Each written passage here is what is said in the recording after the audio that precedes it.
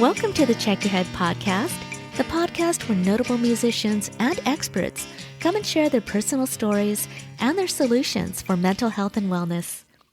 I'm your host, Mari Fong, a music journalist and life coach for musicians, and we're in the midst of the holidays, having just celebrated the joys of Thanksgiving and Veterans Day, showing gratitude and appreciation for friends and family, and also the men and women in the armed forces who are fighting for our freedoms that we enjoy every day. What better time to feature today's guest, a country music artist who not only supports our military veterans, but who's also worked with the icons and veterans in the country music world, such as Waylon Jennings, Jessi Colter, and Billy Joe Shaver, and whose single, The Coast is Clear, landed him onto Billboard's top 10 list. This outlaw country artist with a heart of gold is Danny Griego. Danny shares a story about how being struck by lightning became the unexpected catalyst to his music career, and also the beginnings of his post-traumatic stress disorder, or PTSD, which eventually connected him to others who also suffered from PTSD. Danny shares a special song dedicated to our veterans called 22, and also has released a new single called Inevitable. Next, we have PTSD and trauma expert, psychologist Anika Wilson, who not only explains this condition, but also the practices that can help overcome it. Anika talks about a therapy called EMDR, or eye movement desensitization and reprocessing, which is often found to be especially useful in PTSD. So let's start our episode with Danny Griego's incredible story. Well, you have a really interesting story. Your story about when you were in college and you were literally struck by lightning. You said that you died that day. I did, yeah. And was born, And born again. So tell me about that incident. Well, it was, I'll give you the Reader's Digest version, if you will. We were on a fishing trip. I like to fish, and it was a break between college semesters, and I was working on, that's all I was doing was working. So I was getting ready to head back and go into a 27 credit hour semester, which you need a waiver to do. And I really needed a break. And so my boat was hooked up in the parking lot and to my truck. And a couple of my coworkers saw it, and they said, "Hey, what are you doing?" And I said, "Well, I'm getting ready to go off to the White Mountains in eastern Arizona and fish." And so a couple of them talked me into going. And unfortunately, one of them drove, and as opposed to me driving, and we took his truck and put the boat on his truck. And when I was taking a nap, he ran a stop sign in a little town, and we got broadsided by a game warden. That should have been a clue, but I wanted to press on, so we hooked. The boat was totaled. We threw everything in the back of the truck, and we went up anyway. And I've been going up there since I was a kid, and I've never seen the kind of storm that was pushing through there. Some really, really bad monsoons and golf ball size hail. And his truck was completely totaled by the time we got there, because the bed was totaled out.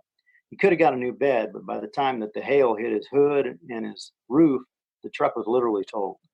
So we got up there, and there was still a monsoon pushing through, and I was the only one who knew what to do. So I was pitching camp and getting everything ready. And I was doing the last thing.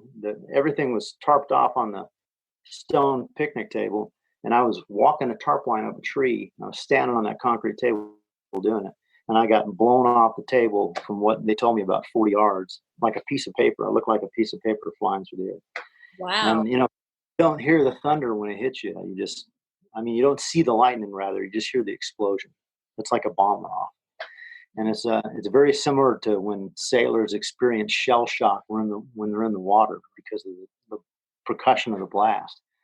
So not only did I get the electrical part of it, but you get hit by the thunder too. They don't tell you that. The thunder crack is going on there too. So there's all that energy from that explosion.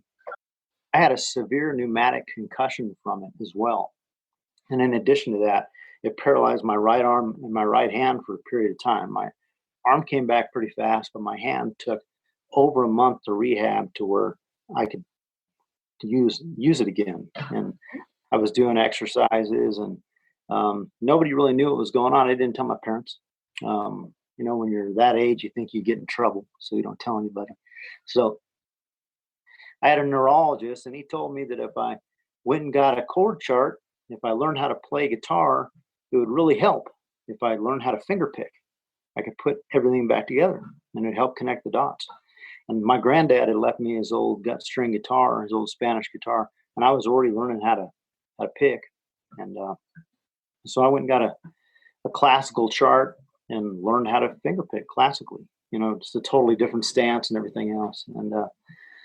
And that was really the beginning of the whole thing for me, because I had no idea I was going to go into the music field. I was accepted ASU law, and I was headed in that direction. And I had a job with a big prestigious law firm out of college, and that all changed. So when the good Lord gives you a hammer, drive nails. Because a lot of times we're the ones that get in our own way in life. We overthink things, and we get gifts handed to us, and we don't take them. Kind of like rebellious children, if you will. Mm-hmm. And we push our gifts away, and a lot of things that are solutions and paths are laid before us, we push away. And I found out through life that a lot of times when you get a path, you always get multiple paths, and it's a choice. And we're the ones that make those choices. And I kind of think that the Lord will let you make the same wrong decision over and over and over again until you learn the lesson. And so for me at that time, I was listening, and I decided to go down that road, and it was a total journey that's led me to where I am today. Every once in a while, you'll get off your path in life, and I'll get off and start doing business stuff, and I'll make money to further my career, working for the government and that kind of thing, because we all do that. We're all paying taxes. So, and then from time, I've got to deal with the man that says, if you want me to keep walking the music road, you draw the line and I'll walk it. And so every once in a while, I get in my own way, and that's usually because of girl or something like that. And I get off path, and then I can't find the line because I've done this to myself. And then you get to a place where you just are totally lost. And then when you do, you get back on something, usually dramatic happens to bump you back on course, and then you see the line again. And so I'm kind of right on it right now. I'm doing what I think I'm supposed to be doing, and making music, and we're on the road doing stuff. I do a lot of stuff for the military. I get out there and do a lot of shows for them. Whenever I get the opportunity to help out a veteran or the people that are guarding our wall and our freedom, I do it. Well, thank you so much for doing that, because it's so important to have a voice for the veterans. There's so many veterans out there that are suffering from their experience. I am happy to hear that the experience with the lightning bolt for you, getting struck by lightning, that music was not only healing physically, but also mentally. Did you ever have a challenge mentally after that incident happened? Yeah, I did. I didn't know it at the time, but what I was having is like a form of PTSD. Like I said, the doctor explained it was a lot like shell shock. A lot of times when you're going through that, you don't know you're going through it. It's just happening. And so it's not like you can identify it and put your finger on it. You're just having all these things hit you at one time, and you don't know why it's happening. So in my case, I was in college, and every time there was a thunderstorm and lightning, I would wake up in a cold sweat, just straight up in bed, just soaked, not knowing where I was, and in a panic, a lot of anxiety. Mm-hmm. And I didn't have any idea what it was. I finally figured out that it was only happening when there was a storm. And what was going on is that I was hearing that big storm, and it was taking me back to when I literally got hit and died. And I think once I identified what the problem was, because I wasn't afraid to go out, and I love rain. I love it. You know, I'm my own worst enemy. I'm the guy that'll be out in a rainstorm hunting or fishing. Really like the outdoors. So it wasn't a cognitive thing, but every time there was a big bad storm, boy, it would put me right into that, just like that. So that took, and I couldn't really tell you. Maybe it was just because I identified what was going on, but it probably took me a couple of years to get past that, to where it didn't bother me anymore. So I can be really bad storm now. It doesn't bother me at all. I don't know. I couldn't even tell you why, but why you're able to get over it? I mean, were there any things that you did in order to get over it, or was it just recognizing it maybe? Or a lot of things that doing or not doing happens in our subconscious. Like I can tell you as a songwriter, I get a lot of song ideas, and I'll write them down, because you have to write it down. And if it hits me real hard, I'll record it, because creativity has no memory. You got to get it down just like it is when it's handed to you, because it's a gift. So when that happens, I'll put it down, and I might not write the song right then. I'll wait, and I'll wait, because you only have so much energy to put out. Okay, so if you work on every piece of creativity that shows up, your work will thin out. You won't get the quality. So, and I was taught that by the masters of the pen. I got to write with 4 of the 5 biggest country songwriters in country music history in Nashville, and I lived with them, worked with them, wrote a lot of songs with them, and they taught me that. So I started honing back my thing and not writing everything that came along. So, and I'll circle back around here. So when I'm going to write something, I get the premise and I say, okay, that's really strong. It's held up. I've had it now for like 3 months. Every time I look at it, it still knocks me over. I'm going to write that. And I just commit to it. I'm going to write that song. So I put it in my subconscious. And when it's ready, Mari, it shows up. And I get everything. I get the lyrics, the melody, the cadence, the specific little thing that made it special. I get everything. It's just there. So I think the same thing can happen with healing too. If you tell yourself that you're going to heal, you need to get past something, and you can identify what it is, I think that your mind can work it out in your subconscious on its own. Not to say that you don't need other people helping you through that and walking you to identification points and all that, but the mind is just very, very capable of sorting out our problems. Right, and finding different solutions. And I would think that your symptoms of PTSD, you were really able to relate to some of these veterans and have an understanding of what that's like. From a physical standpoint, I'm not a war battle veteran. I've been shot at, but I've had guns pulled on me, but I haven't been through what they go through over there. And so you can never, until you walk in a man's shoes or a person's shoes, you can't have any idea what they've been through. Okay. And every one of their experiences are different, even if just because one veteran, it isn't a blanket thing, they go through a lot of different things over there in the battlefield. And I'll tell you, one of the biggest perspective things working with veterans has done for me.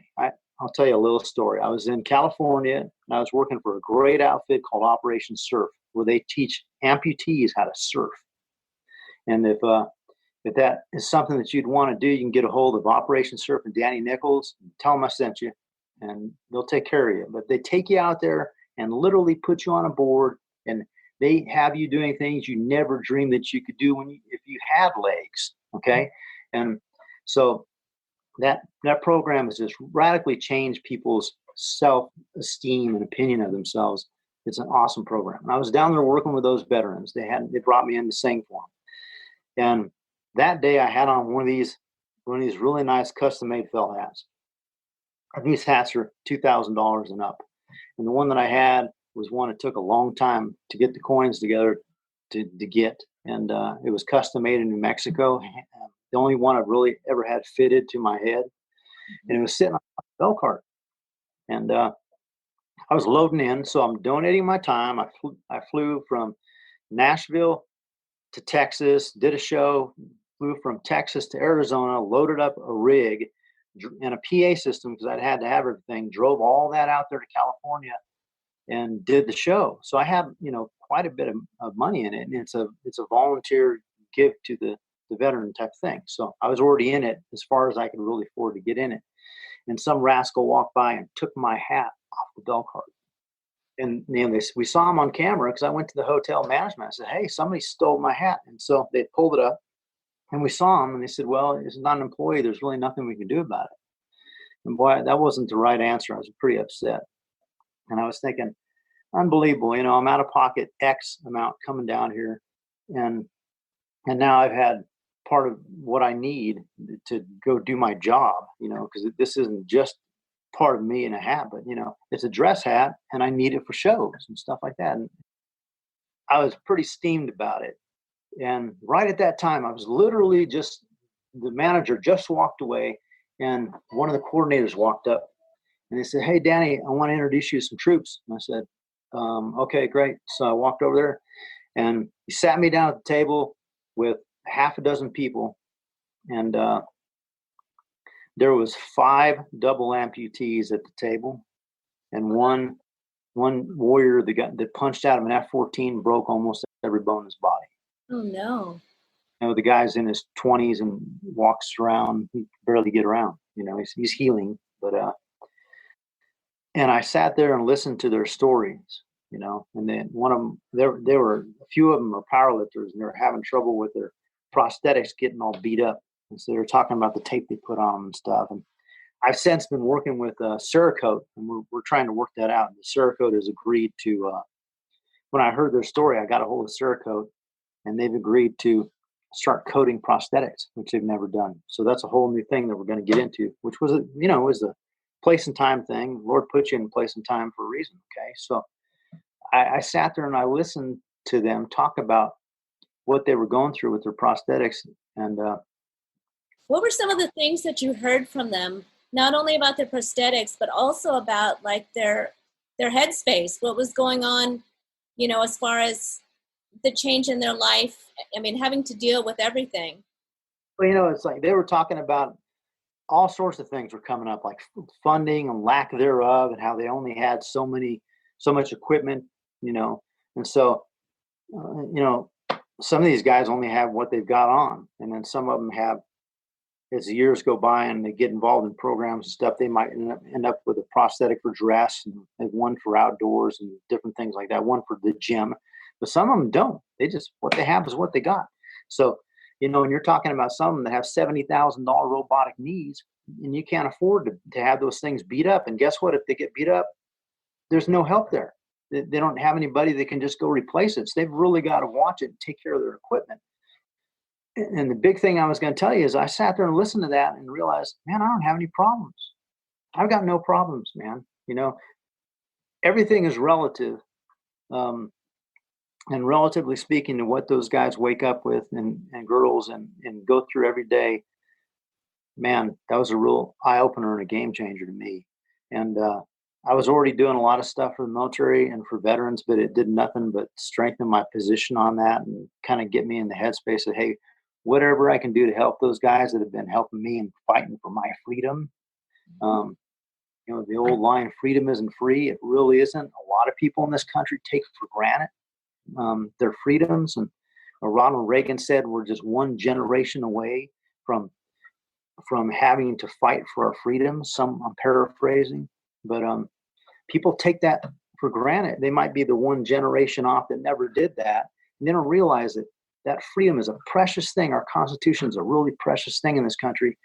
And anything I can do to help with that, to keep people free and to help those soldiers and to go out and sing for them and entertain them as a payback for thank you, I'm in. I'm all in.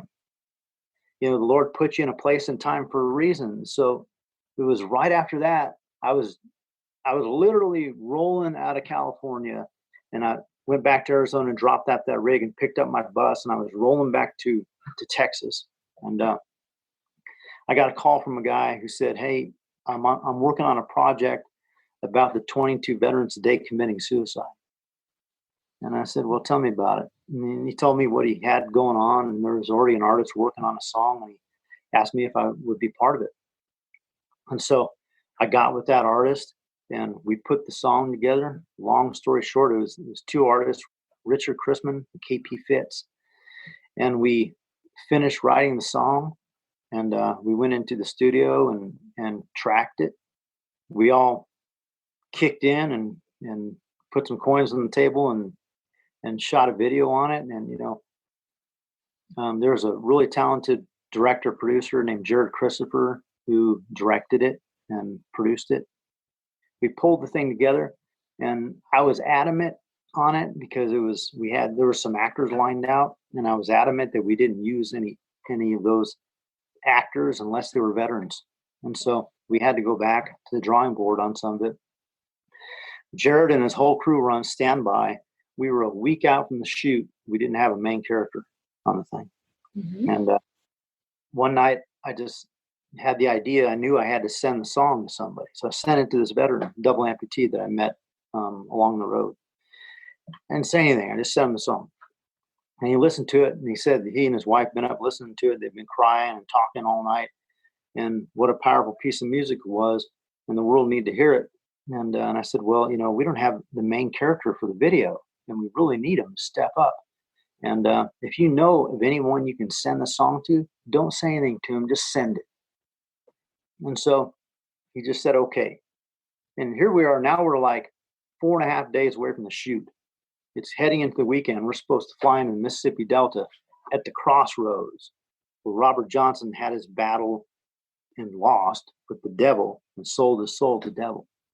Mm-hmm. And we shot at the crossroads because when you're going through a decision like that, you're at a crossroads, a massive crossroads with good and evil in life. Mm-hmm. So we're headed out there. The whole crew is ready to go. One of the guys is already on shoot location scouting. And one of the guys that's an investor calls me and he said, Danny, we need to pull off this thing, man. We need to reschedule. And I said, don't do it. Do not pull the plug. He'll show up. The Lord put him in our path. He will show up. And he said, okay. I said, man, just pray about it. And I get a text back on a Saturday night before the Monday. And it's from the soldier in Tucson. He said, hey, I sent this to a buddy in Mesa, Arizona, and he wants to talk to you about it. I said, give me his number. And he gave it to me. I said, can I call him now? It's 10 p.m. And he said, yeah, you can call him now. So I called him, and the guy, his name's Brent Bretz. He's a hero. He's blown up in Fallujah, lost both his legs, over 50% of his lung capacity, half of his arm, massive mental trauma. I saw the hole in his throat, and I'm sure that was due to an injury. When he was on the table to keep him alive after his, he was blown up by an IED in a Humvee, and he said, "What's the treatment?" And I told him what the storyline was in the song and what we were trying to accomplish. And he said, "I'm in." I said, "Brent, before you say yes, man, you have to realize that you're being a face and a spokesperson against suicide, against a massive demonic principality. You're stepping in the path of harm. You're stepping in harm's way doing this. And I could advise you that you better be all prayed up and living right and know what you're getting into. You might want to discuss it with the people around you too, because they're going to have to deal with it as well." And he said, "I'm in. I've been through this. I've been through that. I've been fighting those demons, and I'm in." And I said, "Okay." And so we got him a first class ticket, which is what he should have everywhere he goes. And we put him on a plane, and 2.5 days later, he was flying to the Mississippi Delta to shoot that video. Mm-hmm. And the guy did an awesome job. It's a powerful piece of work that he did. I'm not going to call it a performance because it's not, because he's lived it. We did the video, and all we've done with it, all we've been able to do with it, we're really wanting to get it on mainstream media and have that video everywhere. But we just floated it out on YouTube, and it's got somewhere in the ballpark of 50,000 hits, I think, on it now. Wow, that's wonderful. Million. Everybody needs to see that thing. And really the goal with it is the message is, if you're a veteran, reach out to other veterans and let them know that you're there, and you can you can be there for them, because it's a peer-to-peer thing. It's a lot different, Mari, if you or I go up and say, hey man, if you need to talk about this thing, give me a call. That's a whole different ballgame than when somebody that's in your company or your regiment steps up and says, hey man, just checking on you, brother. Right. And sometimes just that phone call can turn things around. If somebody is feeling really down or they're feeling at the end of their rope, just a friend or family just calling to say, how are you? What's going on? I care about you. I love you. You hit the nail on the head. At the end of the video, we wrote a message, okay? And the very last line that they say in the message is love conquers all, which is right out of scripture, okay? And it does, and that's the message, love. And just letting those other people know that you appreciate what they've done and you love them. If you have a veteran in your family, that's all it takes, a phone call, man. To reach out to them and say, hey man, I love you. Appreciate what you did for us, your sacrifice. Yeah. That world to someone who's been through that. I think that's it, is the recognition, just the recognition of the sacrifice, and the thank you does mean so much. That video really did play like a short film. I mean, everybody in that video, like you said, was very honest because they had gone through it. But it's a beautiful, it's a beautiful testament to our veterans and our heroes. And I know 22, just to clarify, actually tell me what 22 means. 22 veterans. The statistic is that there's 22 veterans a day committing suicide each day. And from the little, I'm not a researcher, but from the research that I've done, and I think everybody should do that. We're getting inundated by all this news. Do your own homework. Do your own research on everything. Reach out, dig, look for the truth because it's out there. Don't believe what you hear. Find out yourself. So the reality of it is there's not 22 a day committing suicide. There's a lot more, because 22 are only confirmed suicide kills. That's it. Those are people who have been confirmed that they committed suicide. It takes away basically anybody who overdosed on anything, car accidents, and you can use your imagination. So right. Really a small percentage of the reality of the situation. And let's say it was accurate. Let's say it's 22 a day. That's a staggering number. It's staggering. It's epidemic. Okay. So we're talking about other supposed epidemics in this country, and we're ignoring 22 veterans a day committing suicide? Really? We need to be talking about it. It needs to be front and center, because that's a real epidemic. It isn't manufactured by the media. It's real. Now might be the perfect time to listen to your single, 22.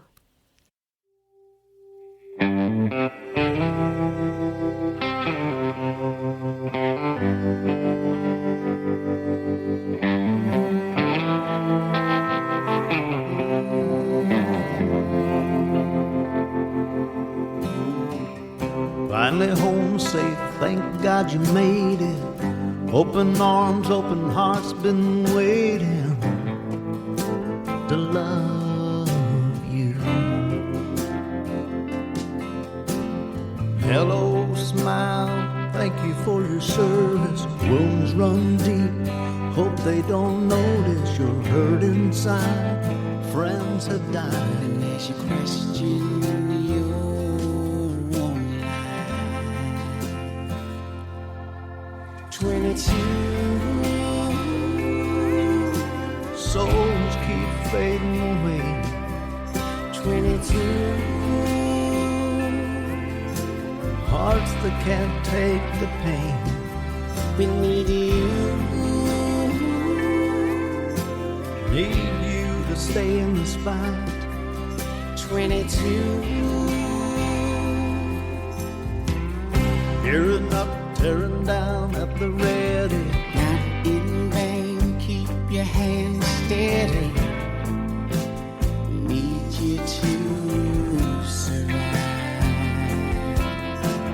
Soldiers out there, feel what you're feeling. Kevlar round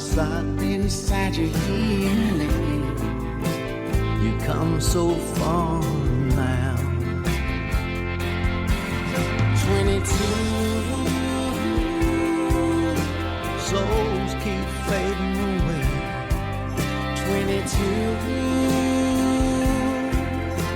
Hearts that can't take the pain. We need you. Need you to stay in this fight. 22.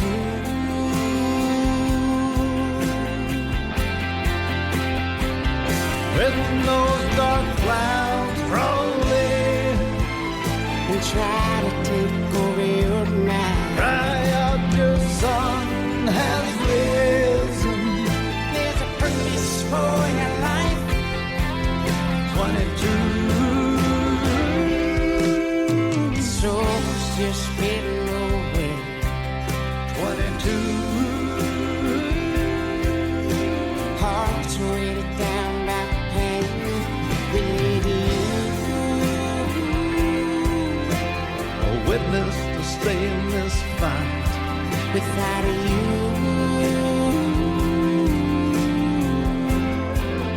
22, don't survive.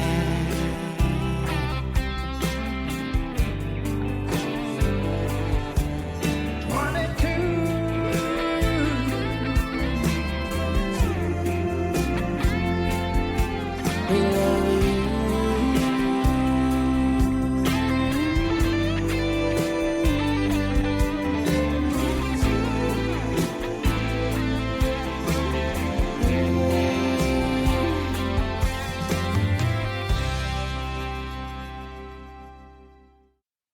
You know, there's a lot of those songs that when I was writing them, man, I'm just sitting there with tears streaming down my face writing that stuff.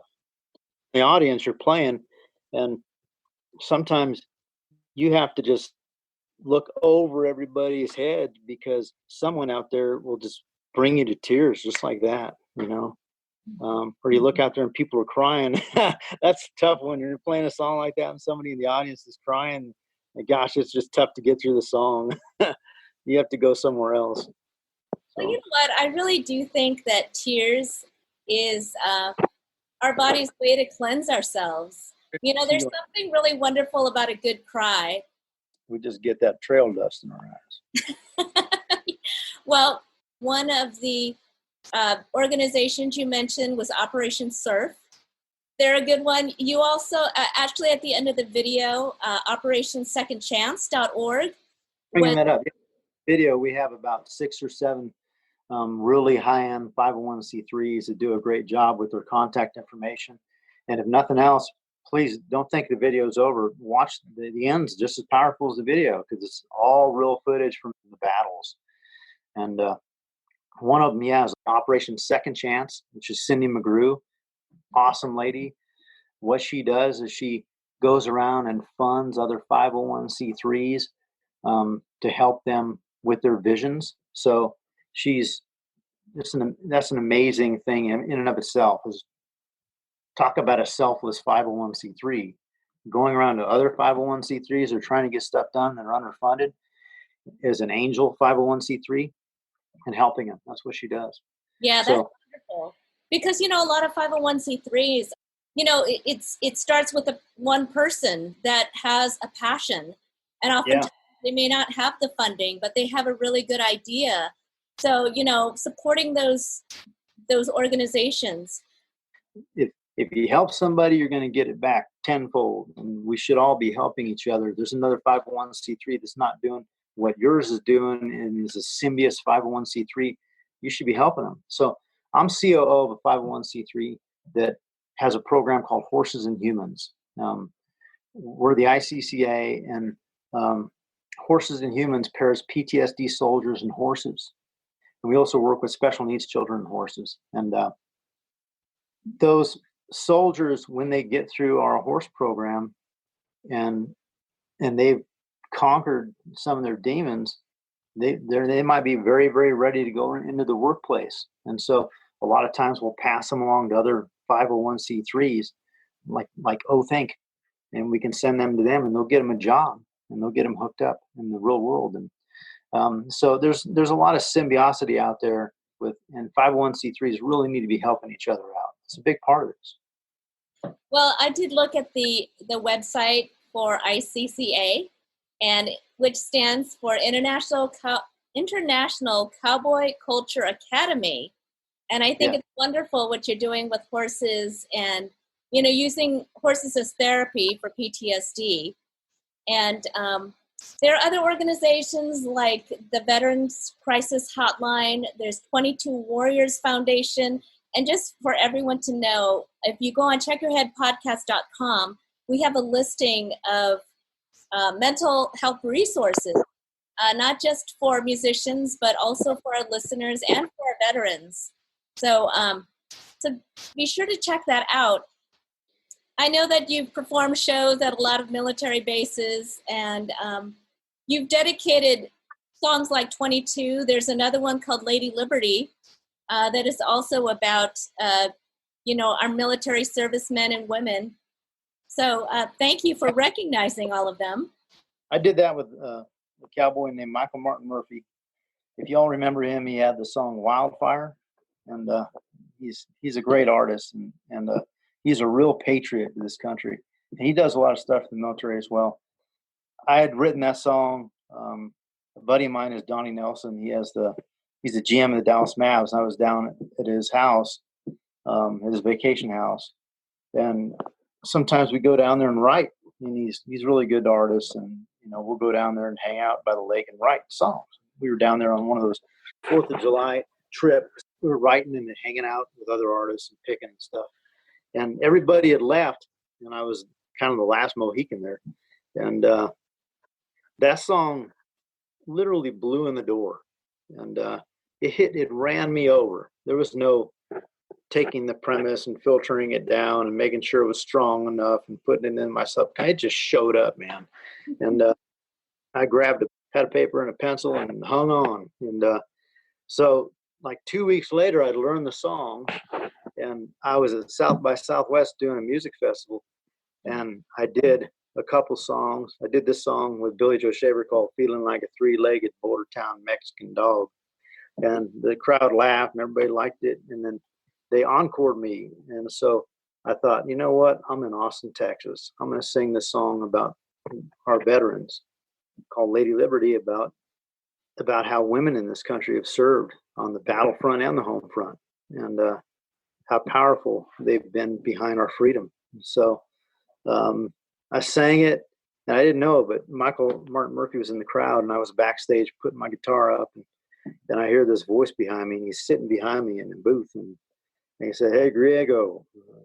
I looked around, and I didn't even see who said it, and then I heard his voice. He said, "What are you going to do with that song, Lady Liberty?" And I just wrote it. I didn't know. So I said, "Well, I don't know, but if you sing it with me, I'll donate all the proceeds to wounded troops."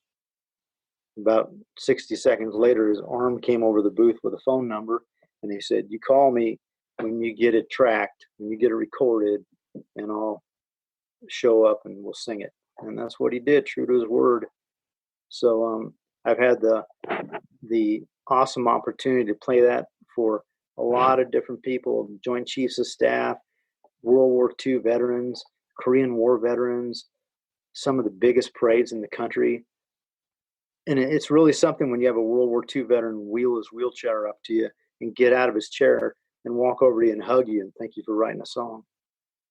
It's like, wow, the sacrifices that you've given, you're thanking me, And I just got to sing that song to Maggie Magellas. We just lost him, 103-year-old war veteran, huge hero, most decorated officer of the 182nd Airborne at an operation called Tribute to Valor, which is the Gary Sinise Foundation situation. And I got to sing that to his wife literally weeks before he passed away. We just lost him, and we're just losing, that generation. And unfortunately, that we still need him. He still has a mission, and it's still going on, even though he's not here anymore. And yeah, it's been a real blessing to be able to write songs like that and be able to play them for our veterans. And let people know that we need to honor and respect them and thank them for what they've done. So many powerful experiences that have happened to me while I've been on the road playing for those guys. And if you start recanting the story and telling the story, I'll just lose it. And sometimes, like when I'm singing 22, I can't think about the lyrics. I can't go all the way there. Okay. Well, I sure appreciate being on your show, Mari. Well, thank you so much, Danny, and thank you for telling us your stories and really talking a lot about solutions, because there is help out there. And, also reminding us to thank our veterans every day when we see veterans, to thank them for their sacrifice and to thank them for our freedoms. It only takes a second, really. It just takes a minute, just telling somebody, picking up the phone, or seeing somebody on the street. A lot of those, Korean War veterans and Vietnam veterans who were treated so badly when they got home. You see them wearing a veteran hat, and sometimes it's just a subtle T-shirt or something like that. Yeah, go up to them, let them know that you appreciate what they've done for your freedom. And it just takes a second to let somebody know you love them.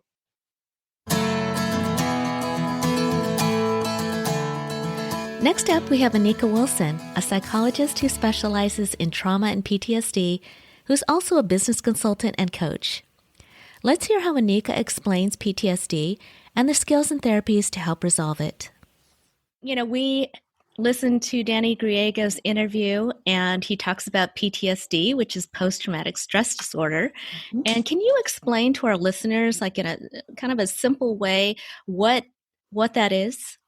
Absolutely. Post-traumatic stress disorder is a disorder based on trauma exposure that was initially used to describe people that have been to war. But over the last 20 years, it has evolved. They've understood that trauma can happen to anyone. And trauma is a subjective term. Trauma can be traumatic to one person. The same incident could be traumatic to one person, not traumatic to the other. So when we talk about PTSD and we talk about trauma exposure, that means it can happen from childhood, from adolescence, adulthood. It can happen from getting burned in a kitchen to having sexual assault or having a car accident or some type of illness. There are so many different forms of trauma, and I like to harp on that because a lot of people only associate trauma with veterans. And that is why so many people are misdiagnosed with, bipolar or other things, because the symptoms of PTSD mimic a lot of other disorders. So PTSD is the culmination of a traumatic experience and how it manifests in a person. Okay. Now you're talking about symptoms. What are some of the common symptoms or even common triggers with PTSD with veterans in particular? Well, in particular, veterans, you're going to see nightmares.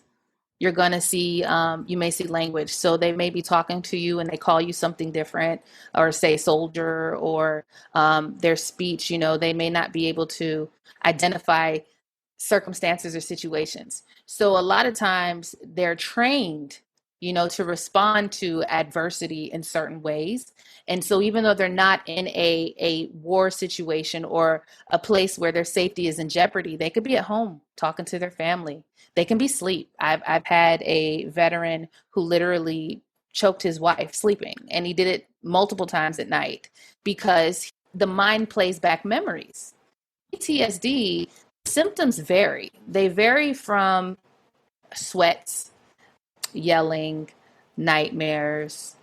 Sometimes the triggers can just be panic, panic in so many different ways. I mean, it can be shaking, it can be pacing, it can be, avoidance, leaving situations. It could be lashing out at people, and people are like, well, you're over exaggerating, It's really hard to describe because they are based on the individual traumas, if that makes sense.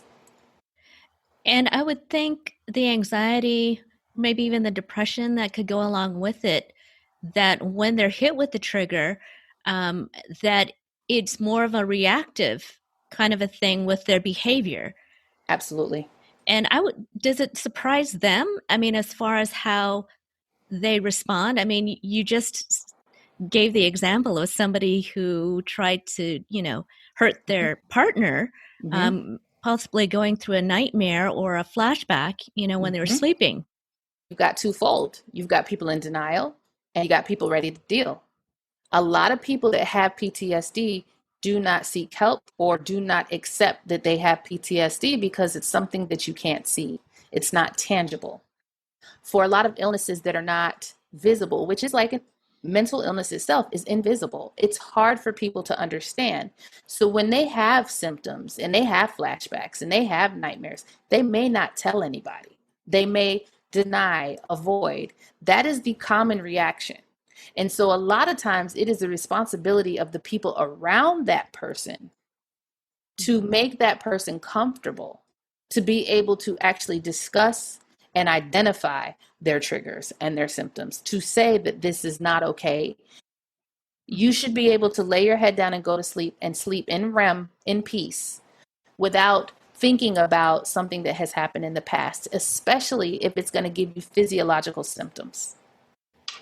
Well, that's an important point because, Danny Griego said that when he was struck by lightning and he started to get PTSD, whenever he would hear thunder and lightning, he would wake up in a cold sweat. He would be, soaking wet and just anxious.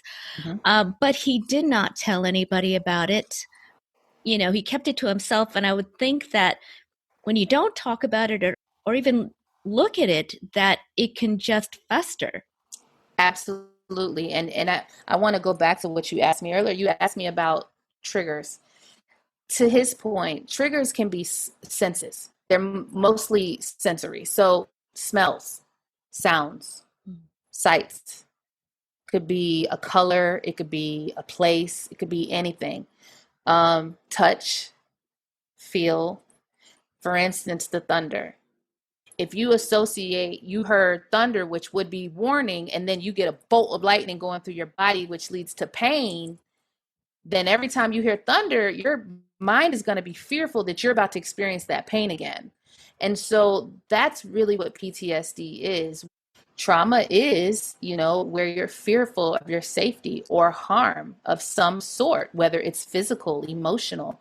It's a tricky thing because there's so many concepts that really fit into that basket. But to his point, I'm sure when he heard thunder, he had physiological symptoms. If he was around somebody, I'm sure he probably tried to be brave, because that's the key thing, be brave, right? And then it'll go away. Yeah, no, it doesn't. It just festers. And when it festers, then it compounds. And when it compounds, then you have a problem really uncovering the true cause and root of what's happening. And that's why you see so many people who may be diagnosed with PTSD or misdiagnosed or have multiple diagnoses. Because when you look at other ailments such as pain disorders, a lot of that comes from unresolved trauma.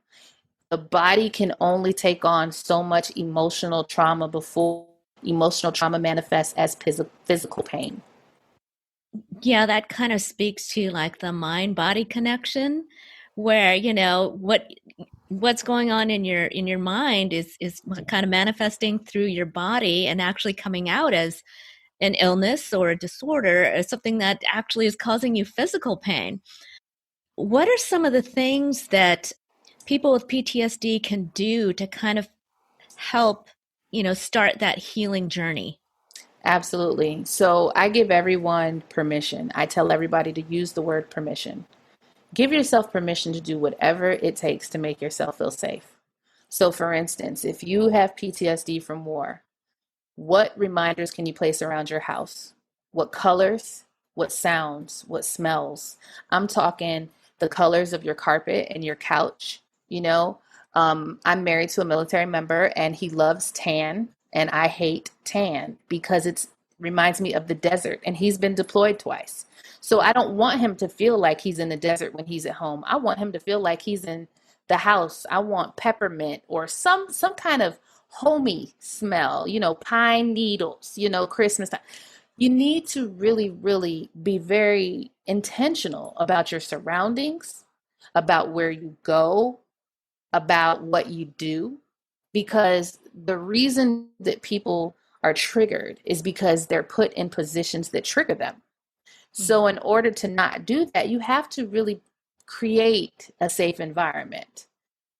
You know, the dressings in your house, the food that you eat, the way that you treat your mind, even creating rituals or routines to go to bed. Because if you do have PTSD with nightmares, that means that you're going to dread going to bed at night. So then how about you create a sanctuary? You know, make it a thing for you, you know, get some aromatherapies, lavender, you know, take baths, you know, Epsom salt. You may have to do more work for self-care to be able to be comfortable on a regular basis. And you couple that with support. So yes, you need therapy. Yes, you need support groups. You need to be around like-minded people that can help you through whatever it is, because that way, when you're able to normalize your situation, you're able to be vulnerable. You feel safe when you're around other people that understand what you're going through. So of course, in addition to creating a safe environment for yourself, that includes the appropriate healthy supports. Because not only are you going to need the support of friends and family, you're going to need support of experts and peers. And so I always say create a community. Yeah, that is so important, to have support. It's great to have that understanding, because there's almost a sense of relief and camaraderie that comes with that. And that understanding, it's almost like a lifeline to those who feel really alone, going through this, which is, a scary thing. When we're hit with these kind of mental challenges, oftentimes it comes out of the blue and we don't know what's going on, right? It's confusing for the person going through it, and also, of course, the people that are around them. Well, also, and there's a lot of judgment. Like I said, pain is subjective, and trauma is subjective. So, there's a lot of people that don't even realize that they're being negative to somebody, or maybe even discouraging them from seeking help because they're saying, oh, man up. I hate those kind of phrases, but that doesn't mean that you always have to, brush something up under the rug. There is a time and a place for you to be vulnerable and be able to discuss what you're feeling. And that's why you need to have those safe spaces and those supports in place, because, you may only feel comfortable talking to other people that have been through it. I tell everybody, be choosy with your therapist. Because if you have somebody that does not understand PTSD, all therapists are not qualified to treat every disorder. So you need to be very, very intentional about, where you're seeking help, where you're getting support, and who you're leaning on, to make sure that they're not making it worse and they're not, discouraging you from being free. Because to your point, when you're able to put a name to something that you have felt for so long and somebody gets it, that is relief. Because then you're not alone anymore, and you're not in that black hole anymore, and you can see that there is light and that you have access to the light. And I think that's what everybody wants. Everybody wants homeostasis. Right, exactly. And understanding. One thing you mentioned about PTSD is to be aware of your surroundings, and, maybe be very conscious about putting yourself in a place where you may not have, be exposed to the kinds of triggers that you can recognize in yourself. But I'm wondering, when you can't completely shield yourself, because sometimes triggers come out of nowhere and unexpectedly. What are some of the reactions or kind of therapies that or skills maybe that people can learn to have some sense of, I don't want to say control, but maybe control over their reaction to a trigger? I will answer that twofold, because you said skills and therapies, and I believe in both. So for therapies, you have cognitive behavioral therapy. That is where you do basically talk therapy. It's where you're able to be cognizant of your thoughts and your mind. And that's the therapy that most people know and understand. You also have other therapies such as EMDR, which is rapid eye movement. And that is where I always say this one is very useful for people that may not remember their trauma or may not even understand what trauma it may be. For instance, my daughter currently has a trauma-induced condition that's caused her to be paralyzed and nonverbal, and she doesn't even know what trauma it is because she feels like she's not traumatized. So she's had experiences that we consider traumatizing, but she doesn't see it as such. So I have requested EMDR. That is where your brain is basically switched to trick the blocks in your memory, to tear the walls down, to be able to uncover an experience. Now, what is EMDR? What does that stand for? It is, I always say rapid eye movement, but it's eye movement desensitization and reprocessing. Okay, is that something that is sort of kind of a subconscious thing, or how would you explain that? Yeah, so basically you are told to recall an event, but you may not always be able to recall it. You may have pieces of the puzzle, but the whole purpose of this is eye movement desensitization. That's why I say rapid eye movement, because as you are explaining this traumatic experience to the therapist, they are taking notes, but they lead you on a journey to uncover a particular incident, and they use rapid eye movement. So they literally will take some type of stimulus and cause your eyes to rapidly move, therefore tricking your brain to tear the walls down to uncover the trauma. Wow. Yes, that's breaking it down in a way that the world will understand it. But that's why it's used in trauma therapy.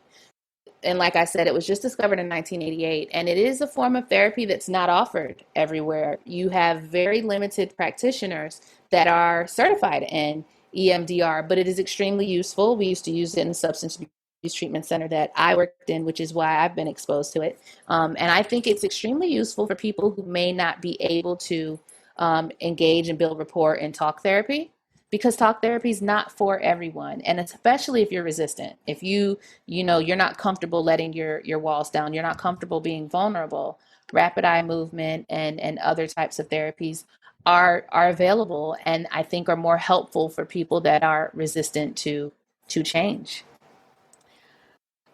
Okay, so Danny Griego, he has a song. It's called 22, and it's about the 22 veterans that Suicide. die every day due to suicide. And I was wondering, what are some of the things that we can do to help those who might be having suicidal thoughts as part of PTSD? Suicidal thoughts go way beyond PTSD. I mean, that could be anybody. Anybody that may have depression, anxiety, or just even situational depression. People feel stuck. The first thing that comes to mind anytime you ask me, what can we all do? No matter if you're a therapist or not, or a community member, I always say that community visibility is key. When you see someone isolate, that means they're in trouble. Whether you are introvert or extrovert, it does not matter. Isolation is not normal. Everybody has their routines and their level of comfortability being visible in the community. And I always say it is the responsibility of all of us to tell someone when we see changes in an individual, which is why I say visibility, community visibility. Take notice of the people around you when people change their routines, when people go missing, when they're isolating. Also, be empathic.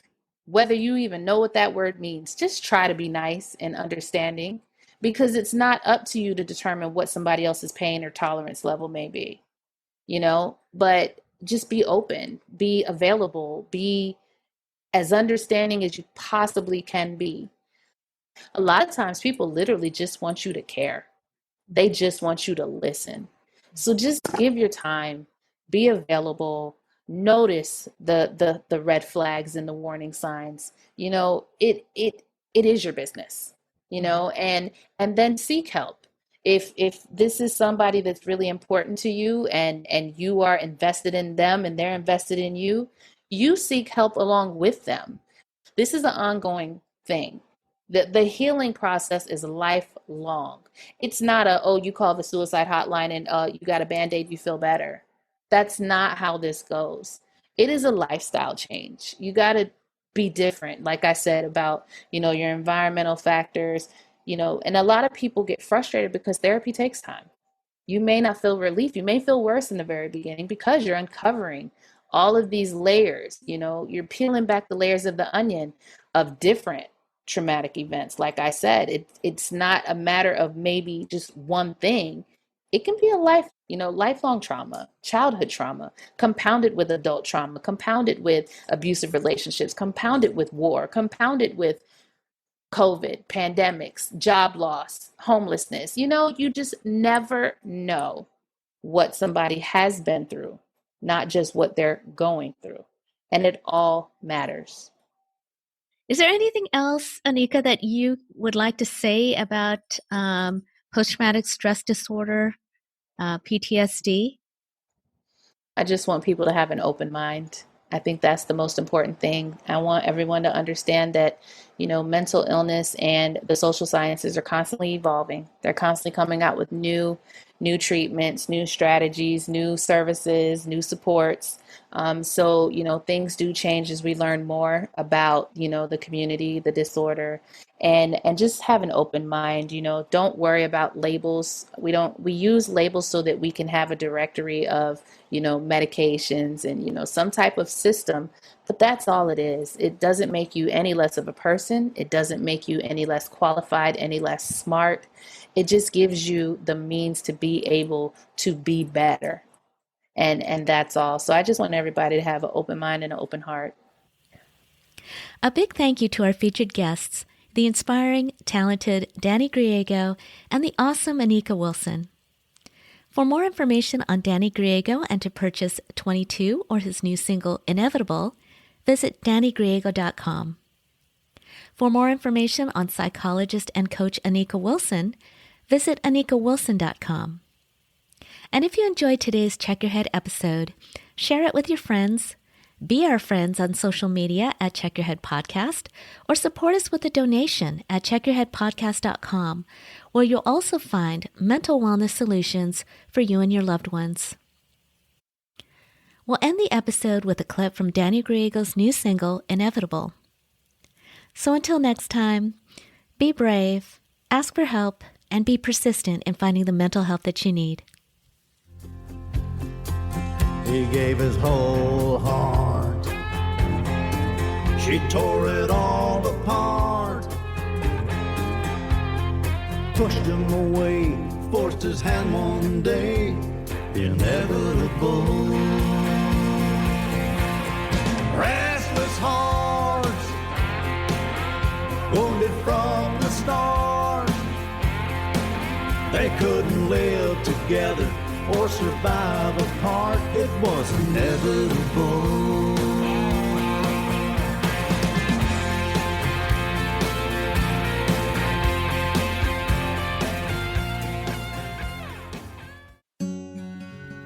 The Check Your Head podcast is kindly supported by DBSA San Gabriel Valley, Lemon Tree Studios, and Blue Oak Mastering and Podcasting in Los Angeles. Visit our website at checkyourheadpodcast.com, where you'll find free and affordable resources for mental health, and where you can also support us by donating or subscribing to our Patreon page. Thank you so much for liking and following us on Facebook and Instagram at Check Your Head Podcast. And the Check Your Head Podcast is sponsored by a 501c3 nonprofit, so all donations are tax deductible. Thank you so much for listening and for your support.